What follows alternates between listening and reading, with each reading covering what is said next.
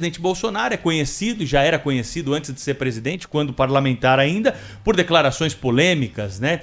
Por usar palavras aí que normalmente não estão na boca de políticos que ocupam cargos como esse, que é o principal cargo político do executivo brasileiro.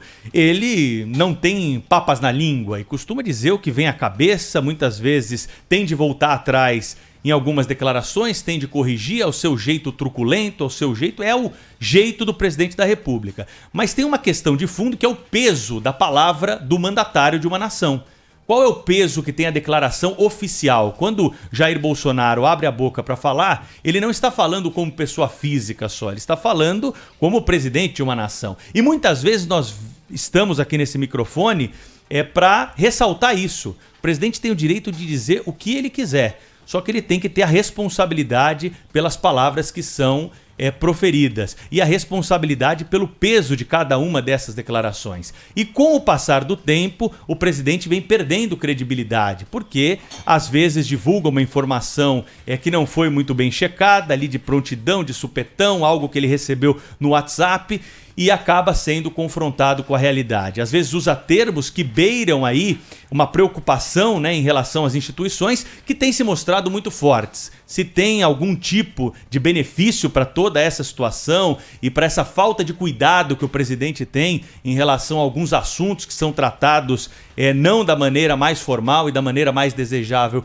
possível, nós temos sim as instituições correspondendo e mostrando que são fortes, são muito mais fortes do que qualquer tipo de ameaça ou bravata do presidente da República. É preocupante que tenhamos isso e que não tenhamos auxiliares capazes de domar a língua do presidente em algumas situações. Desde o início dessa gestão do presidente Jair Bolsonaro, nós vimos aqui diversos episódios, né, que precisaram ser criticados, precisamos parar discussões importantes para tratar sobre assuntos que foram ali de alguma forma colocados com uma linguagem muito coloquial, muito longe da desejável, né, para um discurso pensado, escrito e até mesmo aconselhado do presidente nos famosos pronunciamentos no chamado cercadinho, né, para os seus apoiadores. É claro que há um objetivo do presidente em fazer isso, todos nós sabemos disso, ninguém é ingênuo, mas é muito importante recuperar essa credibilidade, recuperar a credibilidade da palavra do mandatário na nação. Quando o presidente fala, todos ouvem, todos reproduzem, às vezes a gente consegue desprezar, mas às vezes é preciso parar um pouco para refletir sobre isso, né? Afinal de contas, nós já temos aí um longo caminho percorrido. O presidente sabe disso certamente, mas insiste ainda nesse que, a meu ver, é um erro de seguir propagando esse tipo de comportamento muito longe da chamada liturgia do cargo de presidente da República. É o que nós vimos aí nos últimos dias e a repercussão que assistimos e acompanhamos nos jornais nos fins de semana pelo que aconteceu no fim da semana passada, quando o presidente usou aí palavras ofensivas contra o ministro do Supremo Tribunal Federal e usou aí um termo que beirou, né, a preocupação com aquilo que pode acontecer no ano que vem em relação às eleições. Cláudio Humberto, esse é meu destaque inicial aqui na abertura do Jornal Gente dessa segunda-feira. Uma boa semana para você. Para você também, Pedro Campos, muito bom dia. Bom dia, Marco Antônio Sabino. Pedro, assina embaixo cada palavra que você acabou de dizer. Você está completamente certo no que diz e com agravante, né, da repercussão não apenas aqui no Brasil, mas de certa forma os brasileiros já sabem o que esperar ou não esperar do presidente da República. A questão é a vergonha que isso representa para nós no exterior, né? A repercussão no exterior é terrível, é muito ruim para o Brasil, para ele, né, para o presidente, sem dúvida nenhuma, mas sobretudo para o Brasil, né? Um país que tem um presidente capaz de dizer as coisas que diz, usando as expressões de baixíssimo nível, né, para se referir, inclusive, a adversários. Uma tristeza mesmo tudo isso. Eu assino embaixo cada palavra sua. Eu trago aqui como destaque hoje uma preocupação que é o desvirtuamento, né, da chamada Defensoria Pública, seja ela de São Paulo, seja ela em cada um na maioria dos estados, ou mesmo a Defensoria Pública no âmbito federal. É uma vergonha o que a gente tem assistido do comportamento dessas pessoas em defesa do indefensável, em defesa... E outra coisa, são funcionários públicos, aliás, muito bem pagos, estão todos ali no topo da carreira praticamente, né? Recebendo ali no teto, né, praticamente. E muito bem pagos para fazer sandices, né, como tem feito frequentemente.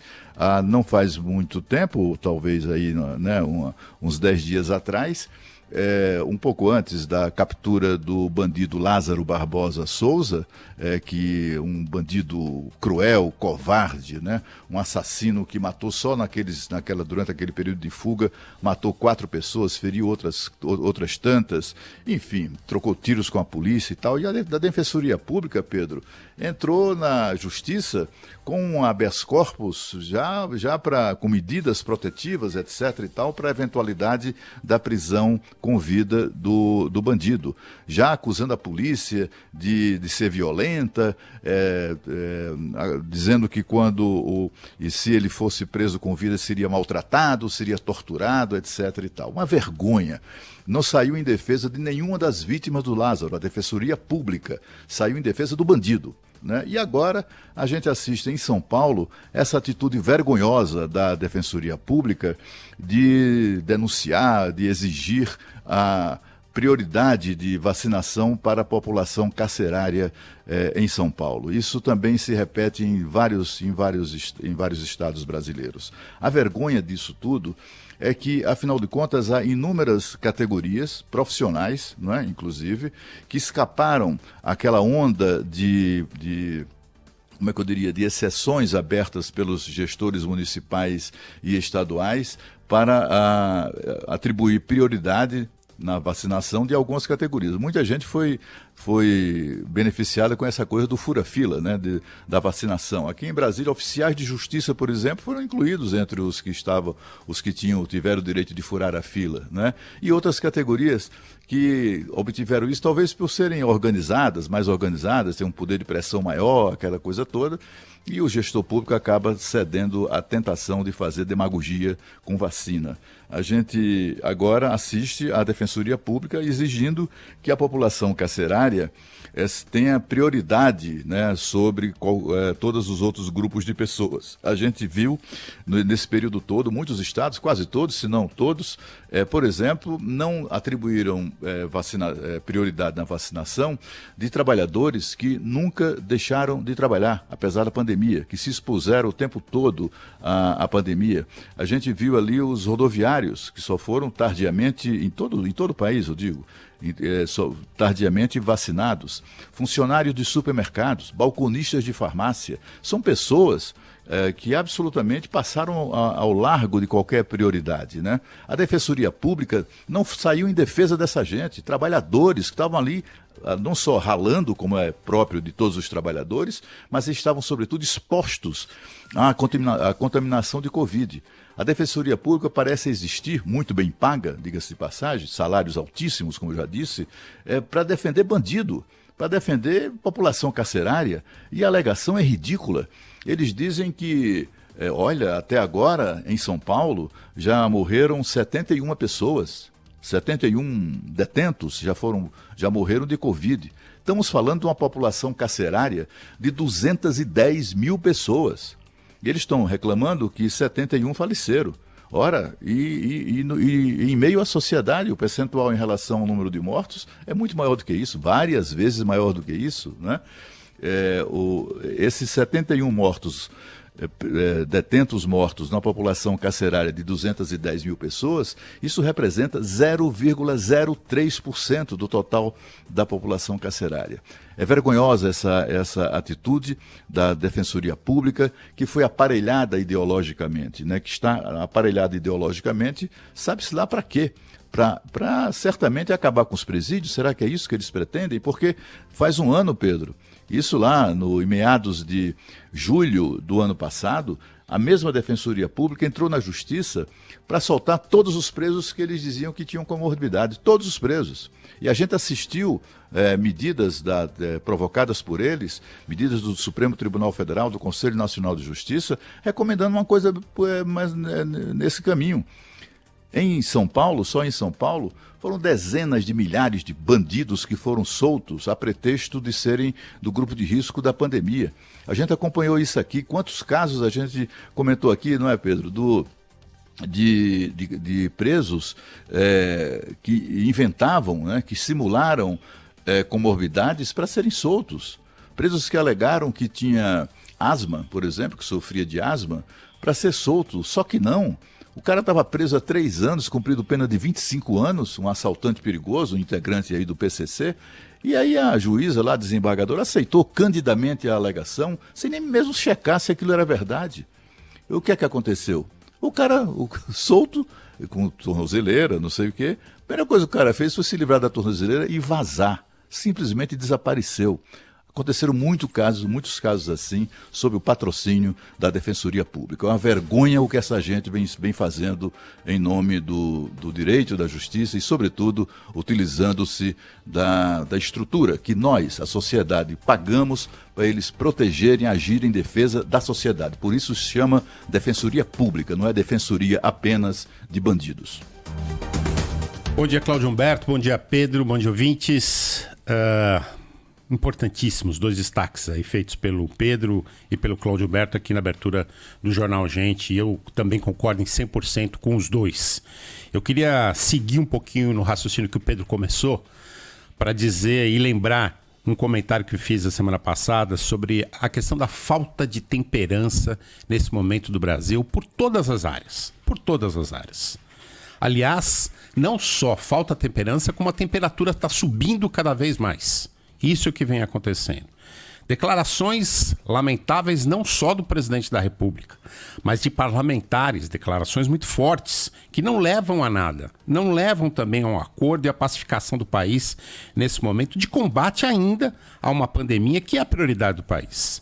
Declarações fortes de ministros do Supremo Tribunal Federal, declarações fortíssimas de militares. Esses grupos se atacando. O presidente Jair Bolsonaro afirma que as eleições podem não acontecer no ano que vem no país.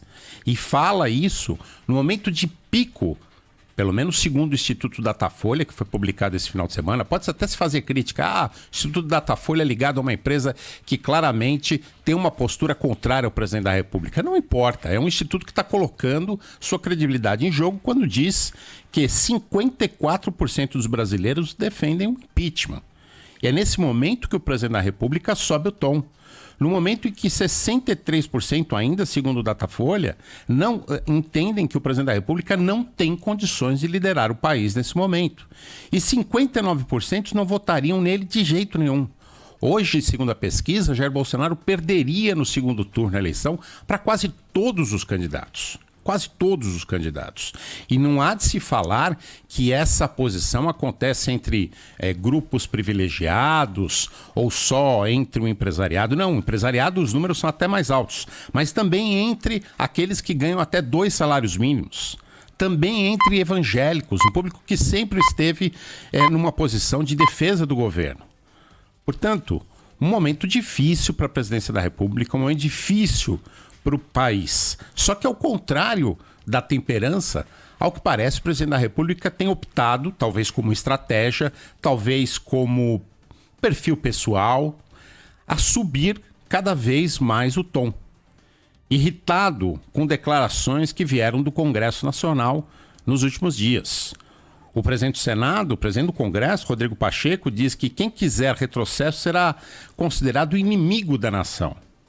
O presidente do Tribunal Superior Eleitoral, o órgão que comanda as eleições no país, Luiz Roberto Barroso, ministro Luiz Roberto Barroso, diz que a tentativa de suspender a eleição pode ser caracterizada como um crime de responsabilidade, que seria justificativa para o impeachment. O presidente da Câmara dos Deputados, Arthur Lira, que num primeiro momento até foi criticado por demorar na definição de pontos importantes hoje que estão no Congresso, por não se posicionar, por uma nota mais suave no primeiro momento, veio a público logo depois, no dia seguinte, e diz que não tem compromisso com atos antidemocráticos e criticou militares na política. Um ataque agora a militares, uma nota dura, um posicionamento duro.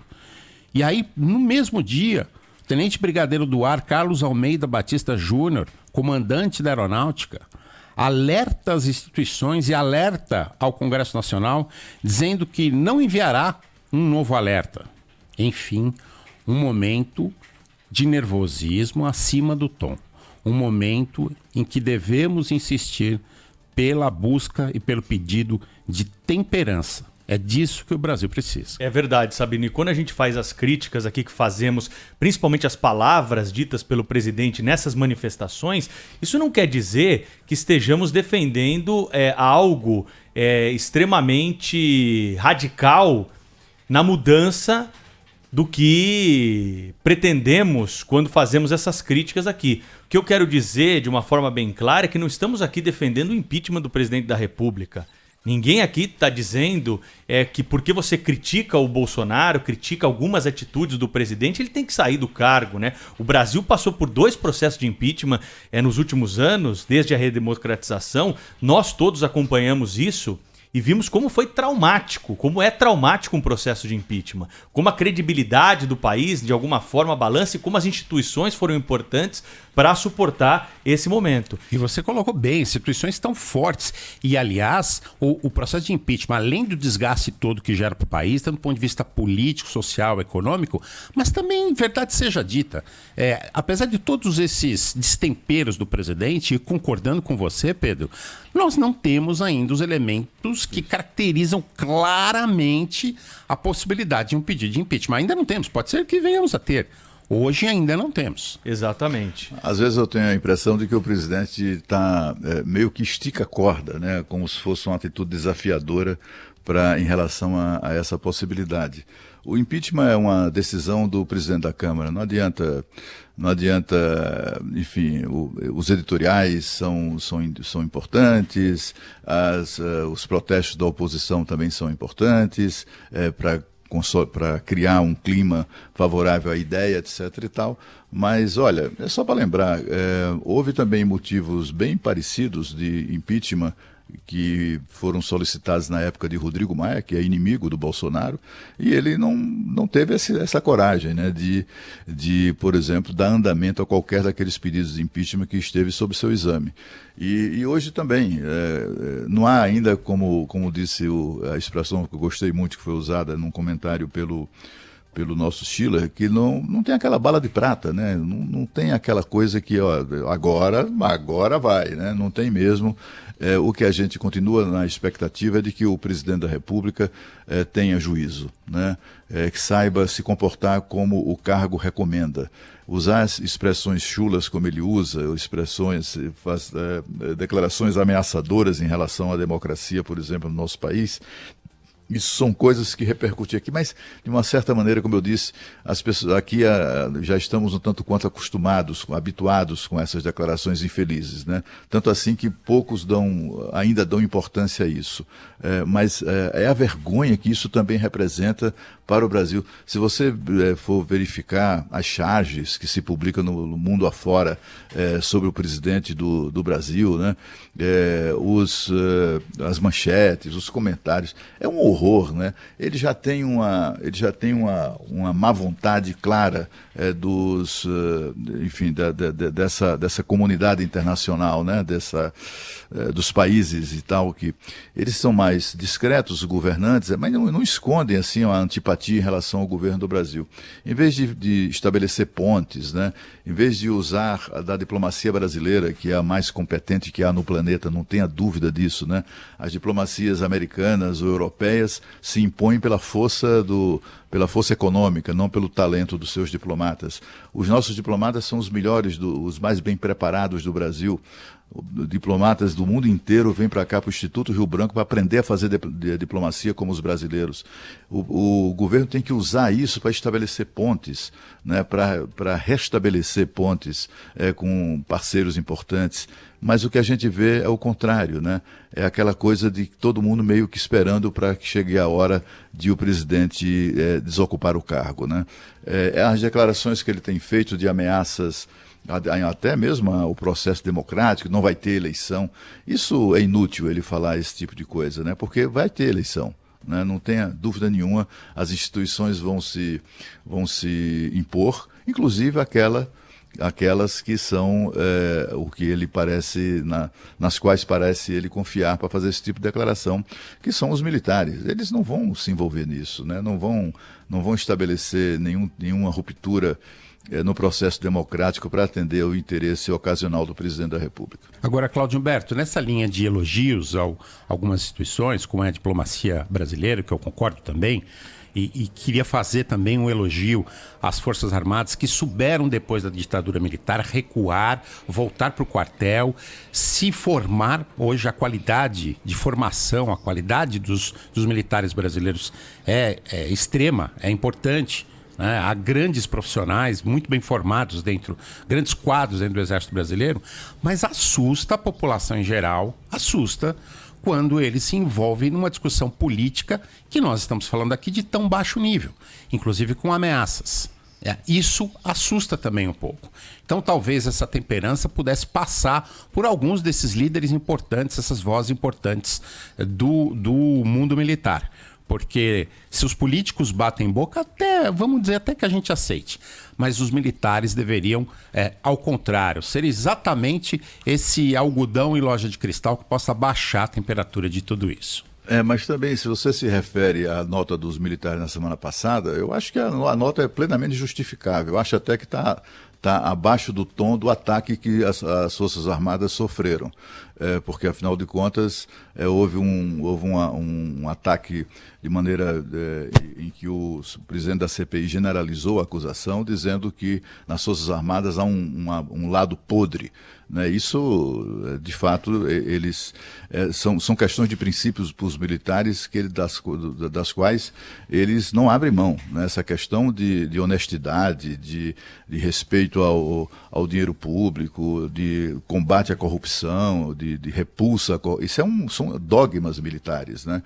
Eles, portanto, assim, os políticos, uns chamam os outros de ladrão e fica tudo por isso mesmo, né? A gente assistiu o mesmo presidente da CPI ser chamado de corrupto por um deputado estadual do Amazonas, seu adversário político, que foi convocado para depor, para passar vergonha, e o cara chegou e disse a ele, a 1 metro de distância, o senhor responde com a sua família pela a acusação de haver desviado 260 milhões de reais da saúde no Amazonas. E o Omar Aziz fez que não era com ele, né? Balbuciou lá, mas isso eu estou respondendo e tal. Confirmou o que o deputado disse, mas assim, foi chamado de corrupto e para político isso pouco importa, né? O que importa é a manchete do dia seguinte. Você acha mesmo que o Renan Calheiros está preocupado com os 15, 17 processos a que responde por corrupção? Imagina. Ele está preocupado com a manchete com a escalada dos telejornais e aparecer a foto dele. É assim que ele se mantém em evidência e se reelege. Os militares, é bom lembrar, eles se ausentaram, eles foram levados a se ausentar da cena política no processo de redemocratização. Foi estabelecido naquela ocasião uma doutrina disciplinar, que até o próprio regulamento disciplinar, estabelecido pelo então presidente Ernesto Geisel e o chefe da Casa Civil da época, o general Golbery do Couto Silva. Os dois foi que estabeleceram normas bastante rígidas que simplesmente proíbem a participação ou o ingresso ou o retorno dos militares à cena política. Agora, Cláudio Humberto, dessa vez eu concordo 50% com você. Tudo que você falou em relação aos políticos, concordo integralmente. Também concordo que que a fala do senador Omar Aziz semana passada também faltou temperança, também foi acima do tom. O que me assusta, primeiro, é a declaração do comandante da Força Aérea no final de semana, da Aeronáutica, dizendo que faziam alerta às instituições. O que ele quer dizer com isso? Alerta às instituições. E segundo, que mesmo naquela nota original da semana passada, assinada por comandantes militares e que reagia à fala do senador Omar Aziz sobre banda podre, sobre lado podre das Forças Armadas, que é o seguinte: toda a categoria tem uma banda podre. Nós, jornalistas aqui, infelizmente, sabemos disso. Temos uma banda podre dentro da nossa categoria. Temos uma banda podre entre médicos, entre advogados, entre engenheiros, entre empresários. Infelizmente temos. E provavelmente as Forças Armadas não são exceção. Apesar de, felizmente, nas Forças Armadas, na nossa categoria e em tantas outras, esse grupo ser uma minoria. Então, uma reação acima do tom, falando de instituições, fazendo um alerta às instituições, é que me parece que nos assusta. Nos assusta nós que vivemos ainda o período da ditadura militar. Só isso, é só o susto. Se importa para você, estamos presentes.